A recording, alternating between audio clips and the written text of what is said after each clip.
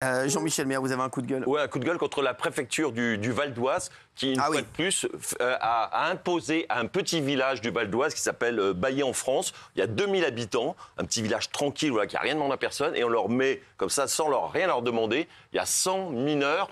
Des migrants, des mineurs isolés qui débarquent dans le village, dans un hôtel comme ça, sans concertation du tout. Donc le maire n'est pas au courant, les habitants ne sont pas au courant. Et ils arrivent du jour au lendemain comme ça. Et 100 pour 2000 habitants, ça fait 5%. C'est comme s'il y avait 100 000 migrants, mineurs isolés qui arrivaient à Paris demain comme ça. On va regarder les images à gérer. pour mieux comprendre, hein, Jean-Michel. C'est dans cet hôtel en bord de National que 100 mineurs non accompagnés doivent être accueillis d'ici la fin du mois. Une décision prise par le département du Val d'Oise que rejette fermement la mairie de Baillet en France et certains de ses habitants. Moi, je ne suis pas du tout pour ce projet. On s'inquiète, nous qui sommes à côté, des dérives qu'il peut y avoir à côté. La mairie affirme ne pas avoir été consultée par le département et s'interroge sur le nombre de mineurs qui doivent être accueillis dans ce village de 2000 habitants. Le département du Val d'Oise affirme pourtant avoir pris toutes les mesures nécessaires pour garantir un bon accueil. Et ça va être impossible. La nuit notamment, il y a 100 mineurs, il y a deux veilleurs de nuit pour 100 adolescents qui n'ont avoir qu'une envie, c'est normal, c'est leur âge, un peu sortir, vivre quoi. Et ben c'est impossible à gérer. Alors Gilles Verdez, qu'est-ce que vous en pensez? Je comprends l'inquiétude, mais qu'est-ce qu'on en fait des mineurs isolés? Vous les mettez où? Si on met 10, 15, 100. Oui, mais le problème, c'est que là, ils réquisitionnent tout un hôtel. Ça marche comme ça, en fait. Vous réquisitionnez un hôtel avec un garde. Vous ne pouvez pas mettre 10 dans un hôtel, 10 dans un autre. C'est impossible. Mais ça n'empêche pas la concertation. C'est n'importe quoi, bien sûr. Et tout est une question de nombre, parce que dans les petits villages comme ça, je suis sûr que si tu amènes 5 ou 10 migrants, au contraire, ils sont très bien accueillis pour tout le monde, tout le monde va vouloir les aider.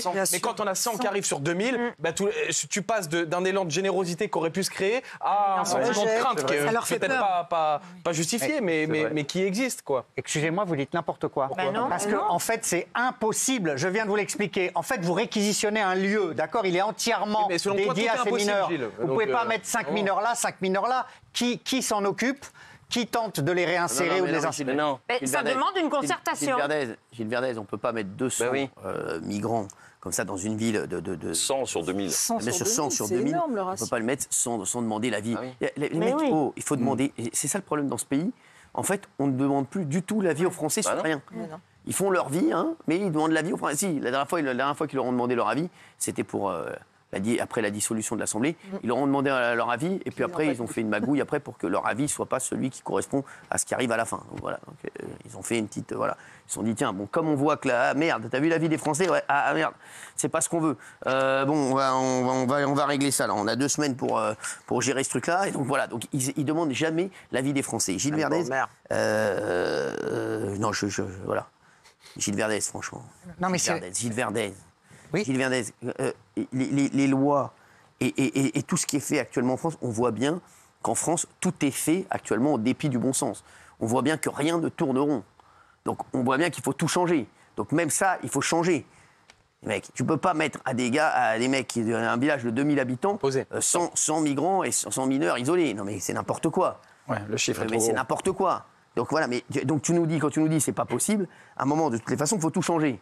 Tant qu'il n'y aura pas un mec qui va arriver en France et qui va dire chut, on enlève tout, on repart de zéro parce que rien ne va. Et je te dis rien ne va. Donc voilà. Et je peux te dire qu'on ne pourra pas avancer. Mais c'est pas un mec comme toi qui va le faire, ça c'est sûr. Non mais le problème, si vous voulez, au-delà des mineurs isolés, c'est que aucune ville ne veut les recevoir. En général, et les centres de rétention, c'est pareil. Aucun maire n'accepte les centres de rétention. Alors tout le monde en parle, il faut créer des centres de rétention, ok, non, mais les mecs, tout le monde refuse. Les mecs, en France, je l'ai déjà dit, on aide tout le monde sauf les Français. Ça devrait être le slogan de ce pays. C'est vraiment, on devrait le mettre sur notre drapeau maintenant. C'est plus liberté, égalité, fraternité, on aidera tout le monde sauf les Français. Vous allez voir, je pense que c'est vraiment, pour moi, c'est le slogan qui marche en ce moment. C'est incroyable. Tout le monde, on aidera. Non mais c'est vrai, on aide tous les, on aide que ceux. En fait, les Français, ils se sont abandonnés, mais on aide tout le monde. Voilà, on est encore... Philippe, tu es d'accord que vaut mieux 5 mineurs isolés ou 5 migrants dans 20 villages. Mais vous les mettez où dans un... Oh, mais arrête de gueuler là, c'est bon. Excusez-moi alors. Il n'y a pas que des hôtels. Vaut mieux en mettre 5 dans 20 villages où ils seront bien accueillis, où les gens, il y aura un élan de générosité, ils les aideraient, plutôt que 100 dans un seul. Ce qu'il dit en fait, lui, c'est qu'il dit on réquisitionne tout un hôtel. Voilà, donc c'est ce qu'il dit en fait. Il n'y a pas que des hôtels à réquisitionner, on peut réquisitionner un centre de loisirs, un truc. Non mais il dit des bêtises en fait, c'est lui qui dit des bêtises. Tout est infaisable quoi. C'est que si tu réquisitionnes un hôtel, oui, forcément. Mais comme j'ai dit tout à l'heure, il faut tout changer. Il faut tout revoir. Vous vous rendez compte voilà. Et je suis désolé. À un moment...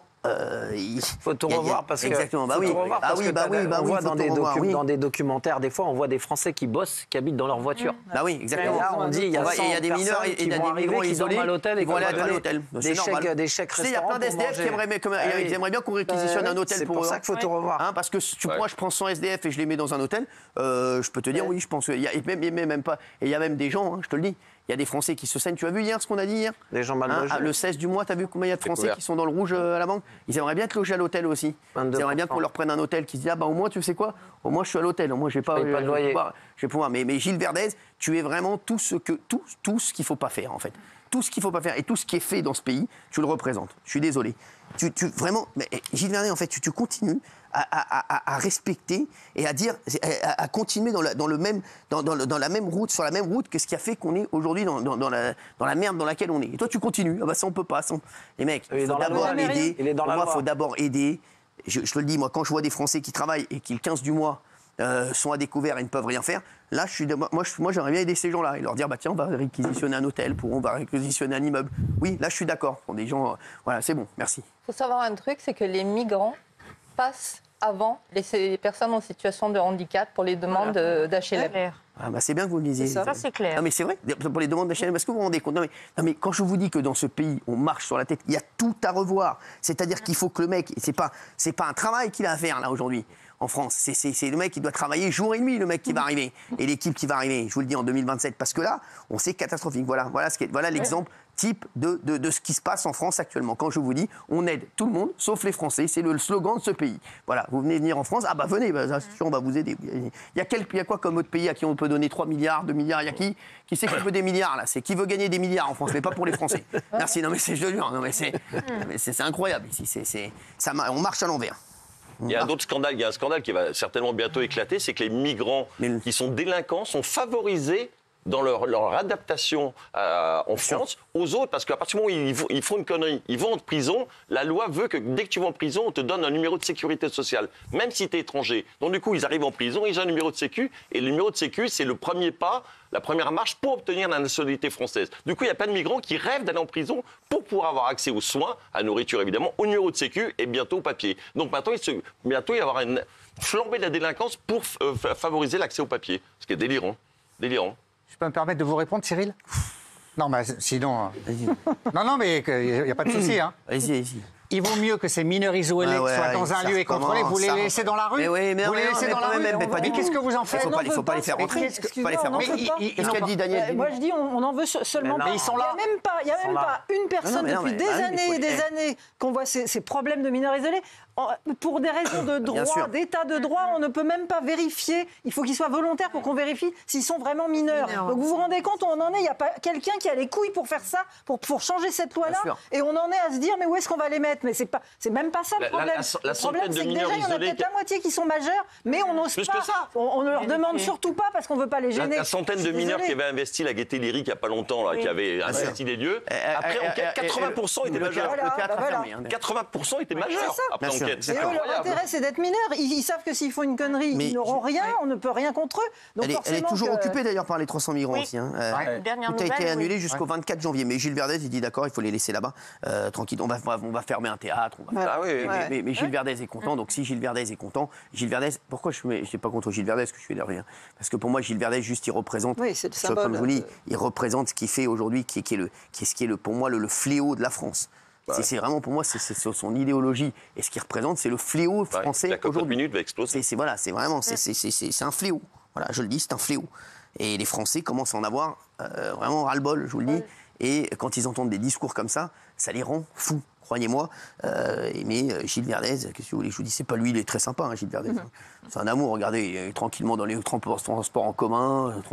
Il n'habite pas à Bailly en France. Non, mais il est très sympa, Gilles Verdez. Mais ça représente ce qui fait qu'aujourd'hui la France est dans cette situation actuelle. C'est des gens comme ça. Et la solution de Giorgia Meloni, qu'est-ce que vous en pensez? C'est de faire des camps, carrément des camps, pour les migrants.